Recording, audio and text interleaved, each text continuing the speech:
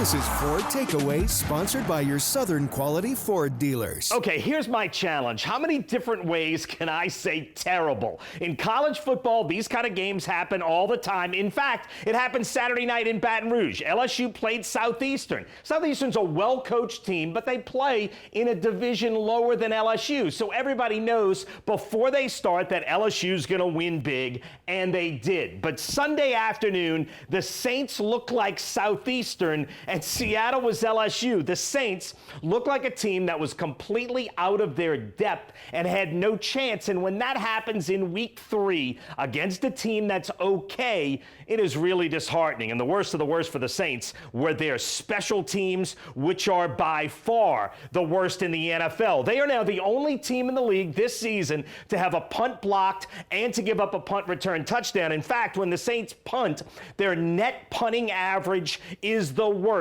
in the NFL. And when they kick off, they're giving up 30 yards a return. That is the second highest return average. And Blake Grupe is now 4 for 7, 57% on field goals. That's second to last in the NFL. Kellen Moore has to fix his special teams first because they are dreadful across the board. All right, I'm going to call a little timeout here from the unpleasant. We'll get back to it in a minute, but let's take a minute to appreciate number 94. Sunday in Seattle, Cam Jordan played his 229th game as a Saint. That is now the most in team history. So let's look at the top 5. Jordan passes Drew Brees for number 1. You know who's 3 and 5? The greatest kicker and punter in team history. And number 4 is the city champ. With 16-game NFL seasons, Jordan and Jackson combined for 26 and a half years of football at violent positions. Their durability and production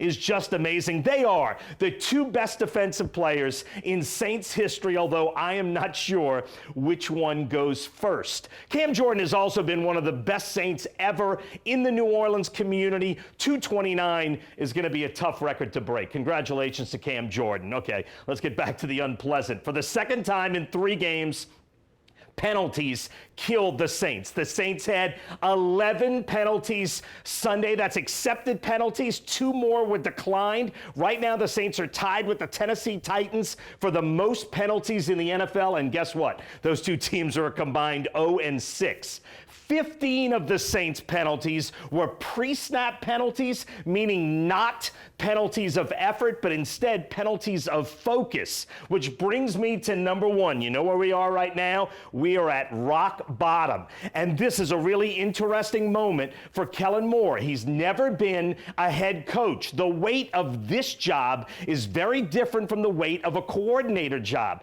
Kellen Moore's natural instincts seem to be to look for positives, to try to find the good in the bad. But right now, his team is unfocused and undisciplined, and Sunday, they looked unprepared. And this Sunday, they'll play maybe the best team they'll play all season. 3 weeks in, we have already hit what feels like a critical point for a new head coach. What happened in Seattle has to be unacceptable. And that's my 4 takeaways from the ugly loss to the Seahawks.